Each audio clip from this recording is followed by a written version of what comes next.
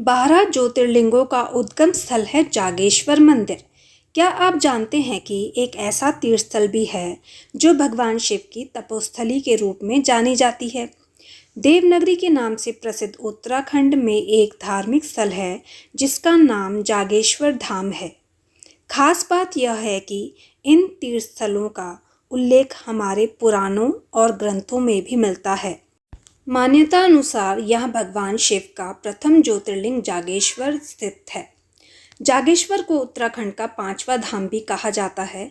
हालांकि इसको लेकर यह भी कहा जाता है कि यह भगवान शंकर के 12 ज्योतिर्लिंगों में से एक है।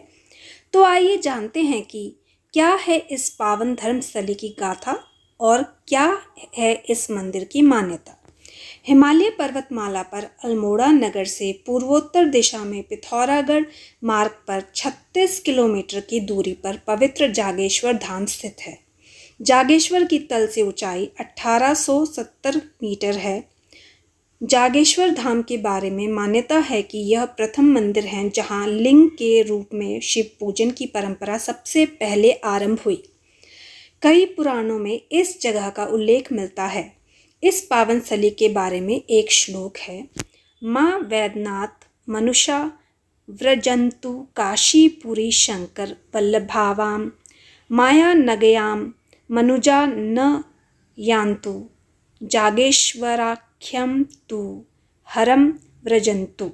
अर्थात मनुष्य वैद्यनाथ ज्योतिर्लिंग न जा पाए, शंकर प्रिय काशी माया नगरी हरिद्वार भी न जा सके तो जागेश्वर धाम में भगवान शिव के दर्शन जरूर करना चाहिए। मान्यता है कि सुर नर मुनि से सेवित हो भगवान भोलेनाथ यहाँ जागृत हुए थे, इसलिए इस जगह का नाम जागेश्वर पड़ा। मंदिर प्रशासन के अनुसार यह ज्योतिर्लिंग 12 ज्योतिर्लिंग में से 8वां ज्योतिर्लिंग है, लेकिन नागेश्वर ज्योतिर्लिंग के स्थान को लेकर लोग एकमत नहीं है, क्योंकि नागेश नामक ज्योतिर्लिंग जो गुजरात के बड़ौदा क्षेत्र में गोमती द्वारका के समीप है, कुछ लोग इसे 12 ज्योतिर्लिंगों में से एक मानते हैं, तो कुछ लोग दक्षिण हैदराबाद के औड़ा ग्राम में स्थित शिवलिंग का नागेश्वर ज्योतिर्लिंग मानते हैं और कुछ लोग मानते हैं कि यह ज्योतिर्लिंग महाराष्ट्र के हिंगोली जिले में स्थित औड़ा नागनाथ नामक जगह पर है। वहीं अन्य लोगों का मानना है कि यह ज्योतिर्लिंग उत्तराखंड राज्य के अल्मोड़ा के समीप जागेश्वर नामक जगह पर स्थित है। जागेश्वर धाम योगेश्वर ज्योतिर्लिंग के नाम से भी जाना जाता है। मान्यता है कि जागेश्वर का प्राचीन मृत्युंजय मंदिर धरती पर स्थित 12 ज्योतिर्लिंगों का उद्गम स्थल है। ऐसी मान्यता है कि देवादिदेव महादेव यहाँ आज भी वृक्ष के रूप में माँ पार्वती सहित विराजते हैं। देवदार के घने वृक्षों से घिरी यह घाटी एक मनोहारी तीर्थस्थल है। मान्यता है कि भगवान शिव पार्वती के युगल रूप के दर्शन यहाँ आने वाले श्रद्धालु मंदिर परिसर में स्थित नीचे से एक और ऊपर से 2 शाखाओं वाले विशाल देवदार के वृक्ष में करते हैं। यह बहुत प्राचीन पेड़ बताया जाता है। यह भी सत्य है कि भगवान शिव ही एकमात्र देवता हैं जिन्होंने सदैव मृत्यु पर विजय पाई। मृत्यु ने कभी भी शिव को पराजित नहीं किया, इसी कारण उन्हें मृत्युंजय के नाम से पुकारा गया। जागेश्वर धाम के मंदिर समूह में सबसे विशाल एवं सुंदर मंदिर महामृत्युंजय महादेव जी के नाम से विख्यात है। जागेश्वर में लगभग 250 छोटे बड़े मंदिर हैं। जागेश्वर धाम के इस मंदिर में 124 मंदिरों का एक समूह है जो अति प्राचीन है। इसके 4-5 मंदिरों में रोज पूजा अर्चना होती है। सबसे विशाल तथा प्राचीनतम महामृत्युंजय शिव मंदिर यहाँ का मुख्य मंदिर है। इसके अलावा जागेश्वर धाम में भैरव, माता पार्वती, केदारनाथ, हनुमान, मृत्युंजय महादेव, माता दुर्गा के मंदिर भी विद्यमान हैं। इनमें 108 मंदिर भगवान शिव जबकि 16 मंदिर अन्य देवी देवताओं को समर्पित हैं। महामृत्युंजय जगन्नाथ, पुष्टि देवी व कुबेर के मंदिरों को मुख्य मंदिर माना जाता है। स्कंद पुराण, लिंग पुराण, मार्कंडेय आदि पुराणों ने जागेश्वर की महिमा का बखूबी बखान किया है। यहाँ स्थित नागेश्वर शिवलिंग भगवान शिव के प्रथम ज्योतिर्लिंग के रूप में प्रसिद्ध हैं। ऐसा कहा जाता है कि प्राचीन समय में जागेश्वर मंदिर में मांगी गई मन्नतें हमेशा स्वीकार हो जाती थी, जिसका भारी दुरुपयोग होने लगा। 8वीं सदी में आदि शंकराचार्य यहाँ आए और उन्होंने इस दुरुपयोग को रोकने की व्यवस्था की। ऐसा माना जाता है कि किसी के लिए मांगी गई बुरी कामना यहाँ कभी पूरी नहीं होती है। यहाँ सिर्फ यज्ञ एवं अनुष्ठान से मंगलकारी मनोकामनाएं ही पूरी हो सकती हैं। यह भी मान्यता है कि मर्यादा पुरुषोत्तम भगवान राम के पुत्रों लव कुश ने अपने पिता की सेना से युद्ध किया था। राजा बनने के बाद वे यहाँ आए थे। दरअसल लव कुश अज्ञानतावश किए युद्ध के प्रायश्चित के लिए इस जगह पर ही यज्ञ आयोजित किया था, जिसके लिए उन्होंने देवताओं को आमंत्रित किया था। कहा जाता है कि लव कुश ने ही सर्वप्रथम इन मंदिरों की स्थापना की थी। वह यज्ञ कुंड आज भी यहाँ विद्यमान है। रावण, पांडव और मार्कंडेय ऋषि द्वारा जागेश्वर धाम में शिव पूजन का उल्लेख मिलता है। यहाँ पांडवों के आश्रम होने के आज भी अनेक मूक साक्ष्य मिलते हैं। हालांकि मंदिर का निर्माण किसने किया इसके बारे में साक्ष्य प्रमाण नहीं मिल पाए हैं। जागेश्वर धाम को कोई 1000 तो कोई 2000 साल पुराना बताता है। लिखित साक्ष्य न होने से भारतीय इतिहास प्रामाणिकता से ज़्यादा यह मंदिर अटकलों का शिकार है।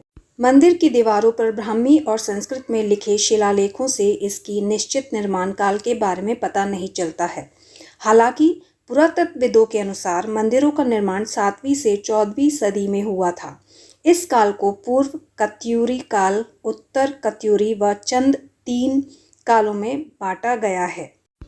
जागेश्वर के इन मंदिरों का जीर्णोद्धार राजा शालिवाहन ने अपने शासनकाल में करवाया था। पौराणिक काल में भारत में कौशल, मिथिला, पांचाल, मत्स्य, मगध, अंग एवं बंग नामक अनेक राज्यों का उल्लेख मिलता है। कुमाऊं कौशल राज्य का एक भाग था। माधवसेन नामक सेनवंशी राजा देवों के शासनकाल में जागेश्वर आया था। चंद्र राजाओं की जागेश्वर के प्रति अटल श्रद्धा थी। देवचंद्र से लेकर बाज बहादुर चंद्र तक ने जागेश्वर की पूजा अर्चना की।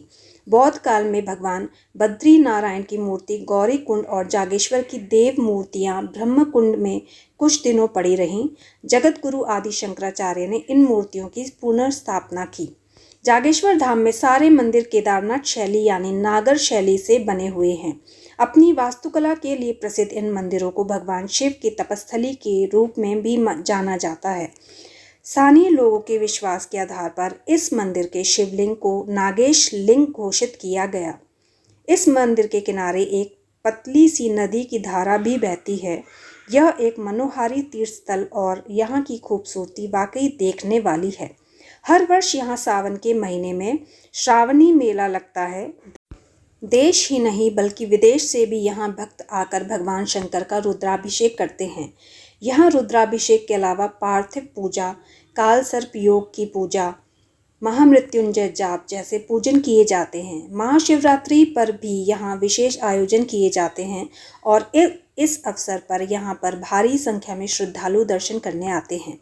एक पौराणिक कथा के अनुसार दक्ष प्रजापति के यज्ञ में माता सती के आत्मदाह से दुखी भगवान शिव ने यज्ञ की भस्म लपेट कर दारुक वन के घने जंगलों में लंबे समय तक तप किया।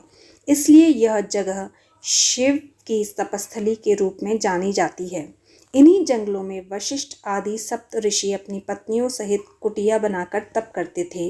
एक बार भगवान शिव दिगंबर अवस्था में ध्यान में लीन थे। उस दौरान एक दिन इन सप्त ऋषियों की पत्नियां जंगल में कंदमूल, फल एवं लकड़ी आदि के लिए गई थी, तो उनकी नज़र दिगंबर शिव पर पड़ी।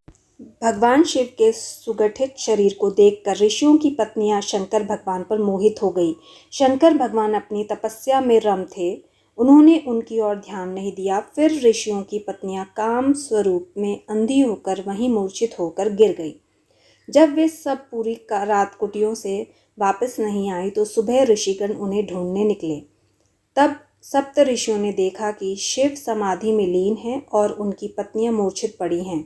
तो उन्हें लगा कि भगवान शिव ने उनकी पत्नियों के साथ व्याभिचार किया है और इस आशंका में वे भगवान शंकर को शाप दे बैठे और बोले कि तुमने हमारी पत्नियों के साथ व्याभिचार किया है, अतः तुम्हारा लिंग तुरंत तुम्हारे शरीर से अलग होकर गिर जाए।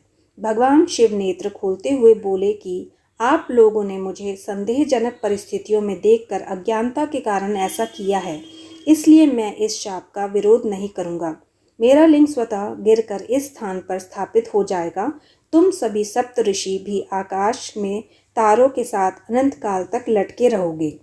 लिंग के शिव से अलग होते ही पूरे संसार में कोहराम मचने लगा। ब्रह्मदेव ने संसार को इसके प्रकोप से बचाने के लिए ऋषियों को माँ पार्वती की उपासना करने के लिए कहा। ब्रह्मदेव जानते थे कि शिव के इस तेज को पार्वती ही धारण कर सकती हैं। ऋषियों ने माँ पार्वती की उपासना की। पार्वती ने योनि रूप में प्रकट होकर शिवलिंग को धारण किया।